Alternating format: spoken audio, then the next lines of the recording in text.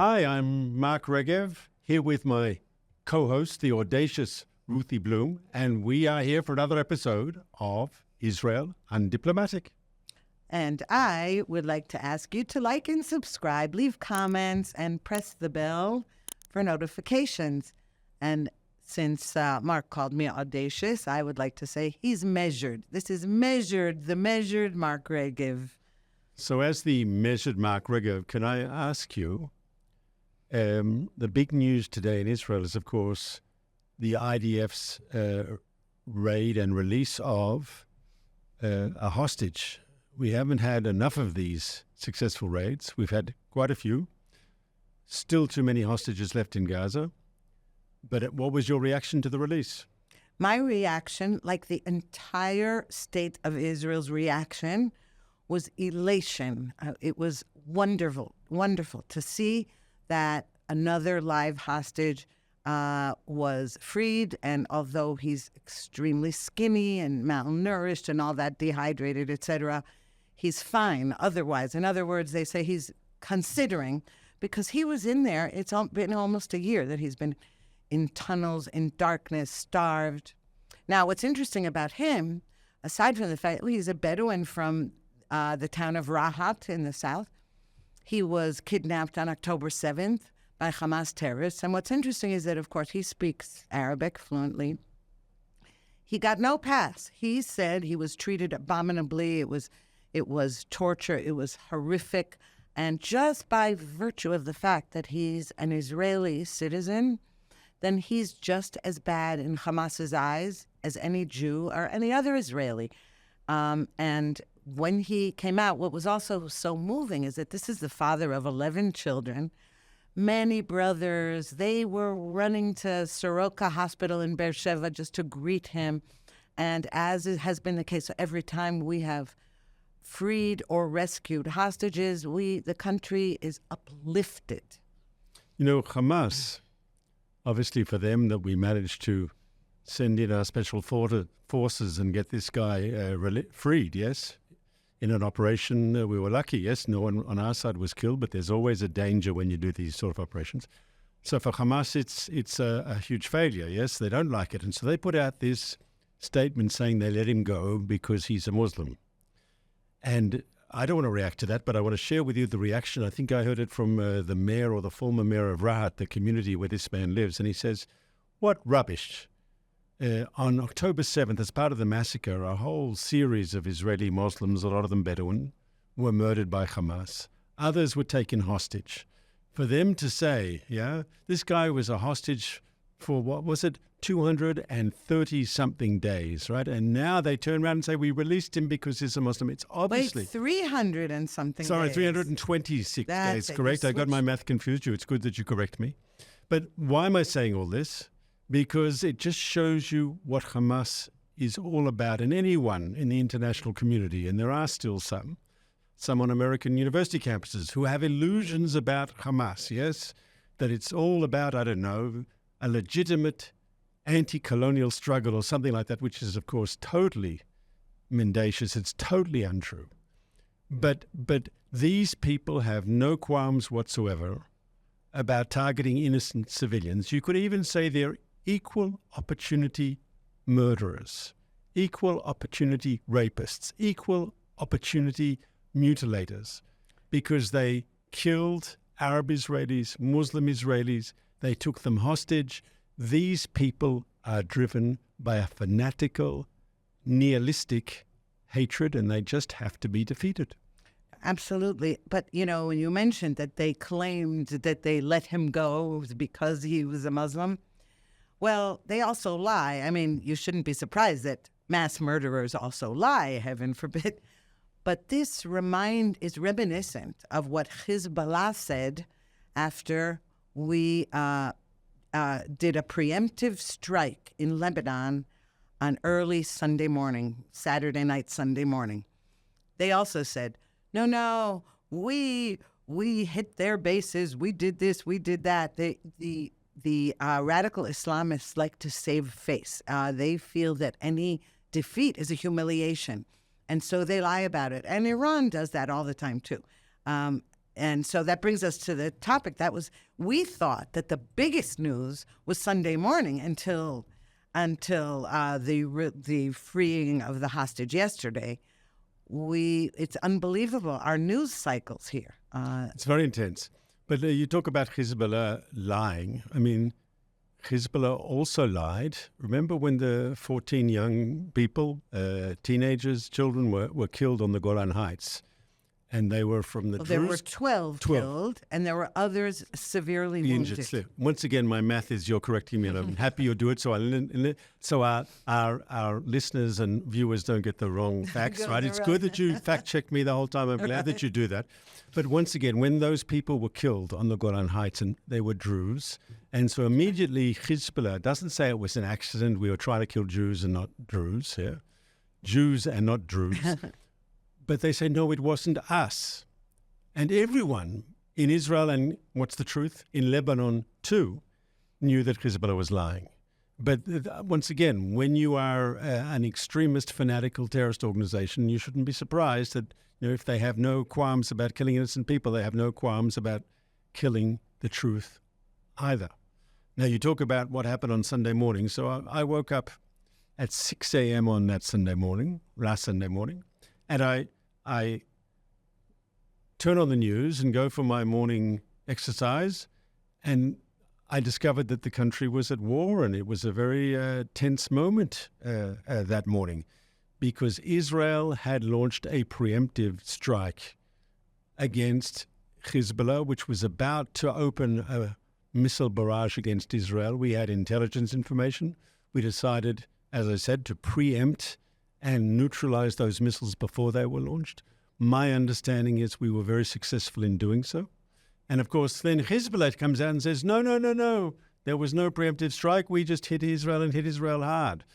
Once again, if you've got no trouble killing innocent people, you've got no trouble killing the truth either.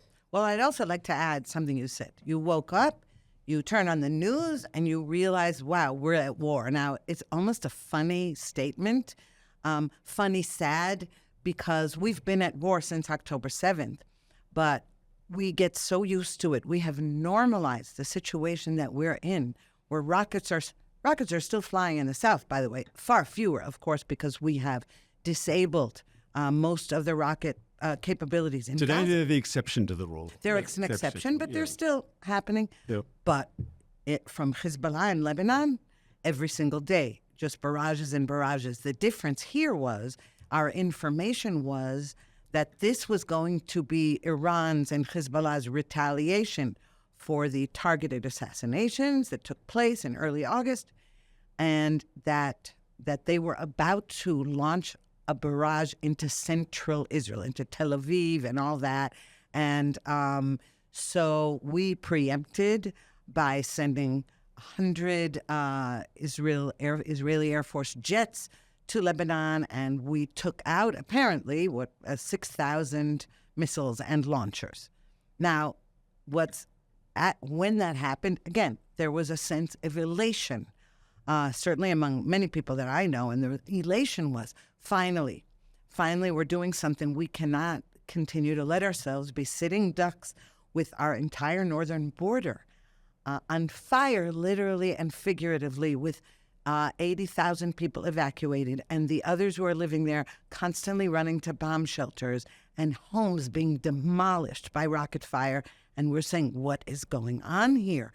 So this seemed to be the start of the actual war, Israel's actual war against, and I hate to say this, against Lebanon, not just Hezbollah in Lebanon, because as long as we treat it as though it's this separate little terrorist entity, we don't quite convey what the actual situation is. Well, that's just it. When people say, Hezbollah is a terrorist organization, of course it is. But then people think, what's a terrorist organization? It's like Baader Meinhof, or like, or like Hamas, really. Like bad guys with machine guns, and maybe a bazooka or two. Right. But Hezbollah is more powerful than the Lebanese state. It is stronger than the Lebanese army. It has weapons and munitions, missiles, and sits in the Lebanese parliament. Yeah. It is, and they are a formidable enemy.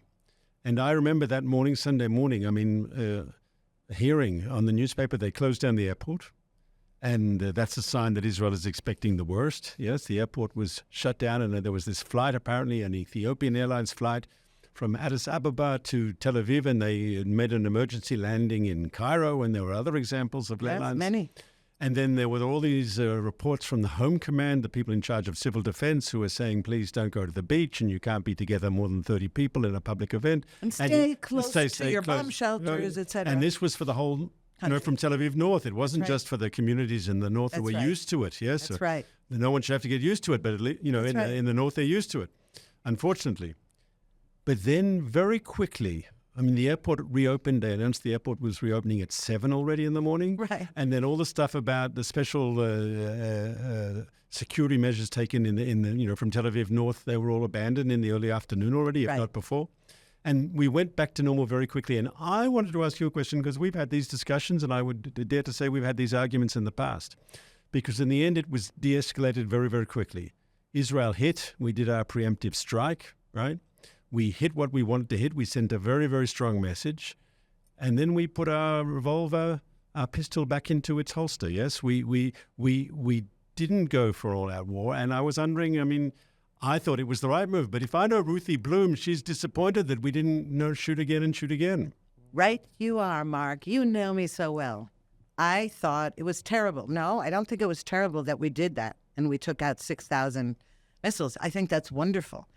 But stopping afterwards, I think that there is no way we're going to return Israelis to northern Israel without a ground invasion into Lebanon. I don't see how it can be avoided. And I don't think, and by the way, I have decided that the word escalation and de-escalation, both of those words, should be removed from the dictionary because they are being used, they always are used, especially in Washington, to talk about how Israel has to cool it, de-escalate. Now, I happen to believe that de-escalation just means postponing the inevitable war against your enemies because they're sitting there. And by the way, the following day, and maybe even that night, tons of missile barrages on the north again. And every day and all day, I don't think people outside of Israel quite realize it. And by the way, a lot of Israelis, we all realize it. But when you're not living it, when you're in Tel Aviv and you're at the beach and it's quiet relatively and you forget that rockets also flew into Tel Aviv, you can forget that actually it's not like that in the rest of the country. And so I don't believe in de-escalation. I believe in victory, in power and victory over the enemy and giving him a little punch in the gut. We may have taken out 6,000 rockets, but they've got 200,000, and they've got suicide drones, and they've got Iran.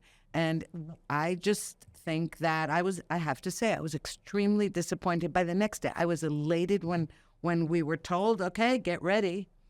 And I was getting ready. I said, oh no, do I have enough coffee? Do I have enough supplies? And then by the end of the day, I was so disappointed. So I was not disappointed. I was very impressed with the Prime Minister, the Defense Minister, the Army. I thought we hit back hard. We preempted. We took a severe price from them. And then we sat back and let it all soak in. And the fact that Hezbollah was so busy lying, yes, they said we hit important strategic targets inside Israel. The fact that they have to lie and lie and lie again means that we hurt them, because they have to make up facts and pretend that they had some sort of victory. I think you say victory also. I also want victory. But what is victory in Lebanon? Victory in Lebanon is, as you said correctly, is to allow the Israeli civilian population to return to their homes in the north and to push Hezbollah away from the border. And that round of fighting on Sunday, where Hezbollah, we preempted them. They know our intelligence is good. We know we can know in advance before they plan to hit us. In parentheses, pity we didn't know that on October 7th in the south, but that's a whole different discussion, yes? But Hezbollah knows that when we've got our eye on the ball, that they can't do much without us knowing in advance, that we could hit them and neutralize the threat before it happened, like when we took out the chief of staff of Hezbollah a month ago now already, right? they are paying a price. And Hezbollah is being very, very cautious in what they're doing. And I think this combination of military pressure together with the diplomacy and the political pressure in Lebanon, Hezbollah, not to draw the Lebanese pressure on Hezbollah, not to draw Lebanon into an all-out war with Israel, the combination of the political pressure together with the military pressure can and will force Hezbollah to move back, which will allow our people to return to their homes in the north. Now, maybe we'll need more military pressure, but ultimately, that combination, political and military pressure, I think that's the pathway to victory in the north. I would agree with that, except I think your definition of political pressure and my definition of political pressure are different. Because you mentioned diplomacy, and I don't consider diplomacy political pressure given Israel's history. Diplomacy is usually some kind of caving in. No, if you send a message saying Hezbollah moves back, or we do A, B, and C with our military forces, and Lebanon looks like Gaza, which is basically what the defense minister has said on a few occasions, right? That is carrying a big stick, and everyone sees the big stick. What did Truman say? Carry a big stick and... Speak softly and carry a big stick. So here Israel is saying we've got a big stick. We use it when we need to use it. And if Hezbollah stays on the border, we will use it and you will get whacked. And you have an option to move back. And maybe we'll have to whack them again, maybe more than once. But ultimately, they will get the message, unless they're suicidal, unless they want to see Lebanon up in flames, yes? They will move back and we will have a new reality in Lebanon. Well, first of all, I'm not sure they care so much about Lebanon. Okay, the Lebanese people, that Hezbollah cares about them. And you know very well that, the idea that, okay, the Lebanese people are very angry at Hezbollah, of course, but it hasn't taken the form of defeating them. What will happen if we know this, if we attack Beirut, for example, we know that the whole international community and Washington and the Israeli left, everybody will pounce and say we're killing civilians. We know that. Now let's suppose our little targeted strikes and our political pressure Hezbollah says, okay, we're moving back behind the Litani River. Well, they were behind the Litani River they agreed to be behind the Litani River in 2006. All they did since then, and UNIFIL forces just absconded. Nobody was enforcing that. And they just amassed more rockets, more power. Iran, in the meantime, was building up its nuclear arsenal, building up its nuclear capabilities. And so we now know that we have no guarantee. Whatever Hezbollah agrees to, who's going to enforce it? So here Israel has to learn from our own mistakes. And we chose, for different reasons, not to enforce that UN resolution, 1701, which said Hezbollah can't be south of the Litani River. It was a UN Security Council resolution. It's the resolution that brought about the official end to the Second Lebanon War in 2006. And we can blame ourselves, because always they would do something small and we would say, okay, it's not big enough for a war, and we let it go. So first of all, you are right. We can't rely on UN peacekeeping forces because it would be ridiculous. The track record of UN peacekeepers is the opposite of giving you confidence. And no one will do it instead of Israel, not the French, not the Americans. We have to defend our own northern border. But when this is over, yes, when Hezbollah is pushed back from the border, and when it is understood they can't go below a certain point, yes, so the border area, that southern part of Lebanon, is free of Hezbollah fighting forces, incumbent upon us, Israel, the IDF, we have to enforce this. And if there's a violation, they have to immediately pay the price. Because once again, if we say it's only a little violation, we don't want to start a shooting war, we're going to be back to square one. We have to learn from our mistakes, and we will. Well, let's hope that our own Supreme Court doesn't prevent us from doing those nice things you're talking about. In other words, in fantasy land. And I say fantasy land because Gaza is also an example of somewhere where we said, okay, we were allowing terrorists to come weekly up to the border in Gaza and send incendiary balloons and firecrackers, and there were riots, and there were this, and there were that.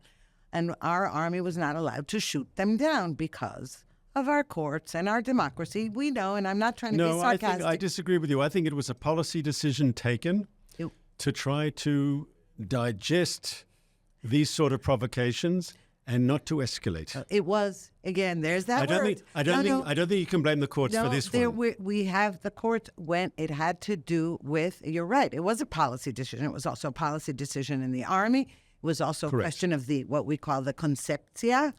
The conception in good English. Which was, yes, but it isn't really, because in English doesn't give it, it's some kind of like this false sense of something, which is that you can't just shoot. One of the troubles was that a lot of the people causing those riots were, let's say, 15-year-olds and things like that. Now, we also let Hamas get away with this. We let Hezbollah get away with it in the north. You say we've learned a lesson. I say I see signs that we haven't. Give signs within Israel. Now, I'm not talking about pressure from outside. I'm talking about from inside. And the other thing is that I don't understand, and I think some military experts should explain it to me. Do you realize that the rockets and missiles that Hezbollah has, they can fly past the Litani River? In other words, the Litani River is only, if I'm not mistaken, something like 17 miles from the Israeli Depends where. Border. But it's not that far. Fluctuates. Yeah. Right. But okay, so you're talking about, I'm not good at this and I'm terrible at geography, but it's about 20 miles or so from just this edge of the border to the river. They've got rockets that go way, way beyond that distance. Correct. If Hezbollah moves back from the border, and according to 1701, they should be north of the Litani River, and the border is not a straight line, and the Litani River is obviously not a straight line. Right. So the distance changes. But they still have a long-range missile capacity that will still be there. But we are talking about the communities in the north and their ability to go back. And the idea, of course, Hezbollah will remain a strategic threat to Israel. But the focus at the moment is to bring normalcy back to the north of Israel. And by moving Hezbollah away from the border, which means you can't have an October 7th type of invasion of Hezbollah fighters coming across the border and raping and beheading and murdering and so forth. And also they can't attack you with small arms fire because they're further away. Will Hezbollah still have a long-range capability? They will. Now, that's a problem for Israel, and that'll have to be dealt with on another occasion. And that's true, but Syria has a long-range capability. Iran has a long-range capability. There are other means that we have for dealing with a long-range capability. If you try now to say, and sometimes I think when I listen to you like that, let's finish the job now and not go through all this again, I think that is dangerous. You've got to, it's like in the Cold War, yes, the Cuban Missile Crisis. You could have said, well, they've put missiles in Cuba, let's bomb the place to kingdom come, and if there's an escalation, we're stronger, we'll win, yeah? But at what price? I think we've set goals. The goals are to move Hezbollah back from the border. We shouldn't have what the Americans called in Vietnam mission creep, yes? We've got very precise goals. Let's see those goals fulfilled, and let's make a new reality for the Israelis in the north. But, if you're going to use the Cuban Missile Crisis as an example, I mean, one of the troubles with our comparisons to other countries, and especially America, is that I was thinking about that. We talk a lot about how October 7th was our 9/11 or ours, and it's meant much worse. But imagine if on 9/11, again, imagine in the Cuban Missile Crisis, if those missiles had been flying all over America, then that's a different, you are talking, but there's a difference between playing a chicken game with your enemy. Same thing with Russia, the Cold War. You have mutually assured destruction. You have checks and balances. I do not see our situation as at all comparable because we have missiles and rockets and drones flying into our tiny country all the time. That's not, after October 7th, on 9/11, imagine after 9/11, okay, the whole of America was in a trauma. Stop for a moment. With all that's going on, right? I was in Haifa earlier this week. You live in Tel Aviv. I live in Modi'in. We're now in Jerusalem, filming and recording our weekly podcast. You don't really know there's a war going on unless you talk to people, right? The coffee shops are full. People are at work. People are busy. There's traffic jams, right? Israelis are very resilient. They're getting on with their lives.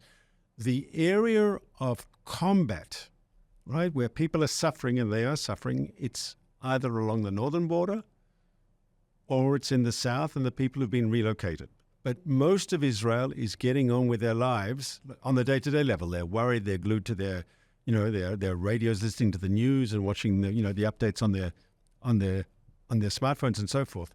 But I think that's good. And once again, if we can solve this problem with a minimum cost to the Israeli public and to the Israeli civilian population, I think that's a desirable policy goal. Now, once again, if we need to, I know you don't like the word, if we need to go all out, I'll say all out instead of the word escalation.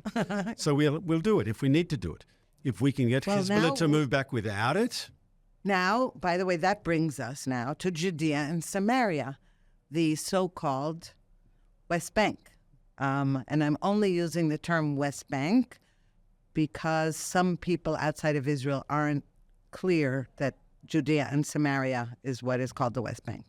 We now are conducting an operation, a military operation, there because, speaking of escalation, the terrorism there is getting out of hand. You have Hamas, you have Islamic Jihad. They have amassed tons of weapons, and they could threaten an October 7th-like event where you live, where I live, in Kfar Saba. I mean, for anyone who doesn't know the Israeli map, I mean, smack in the center, and very, very easily. It's very close for anybody who does not realize how tiny a country Israel actually is. No, that is a very serious threat scenario.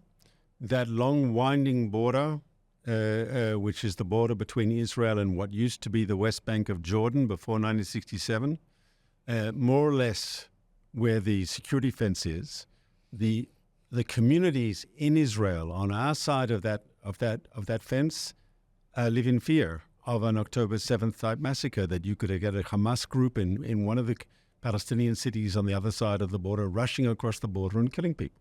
And the other fear, which we discussed last week, is the threat of suicide bombings. And we saw that in Tel Aviv 2 weeks ago. We don't need to go all through that again because, as I said, that's the previous episode of Israel Undiplomatic. But the fear that you have factories turning out suicide bombers and they can come into Israel and kill people. And you say in Hebrew, kol hakavod, good on the IDF, which is now being proactive, which has been using drones more and more to take out terrorists in the West Bank. The same skills, the same techniques that we've been using so effectively in Gaza and in Lebanon, to use them against Hamas and Islamic Jihad and other terrorist operatives in the West Bank, to send our forces in to destroy, where there are weapons, when there are command and communications, where the people planning the next suicide bombing, to neutralize them before they come into Israel and kill people. I think it's very good that it's happening now.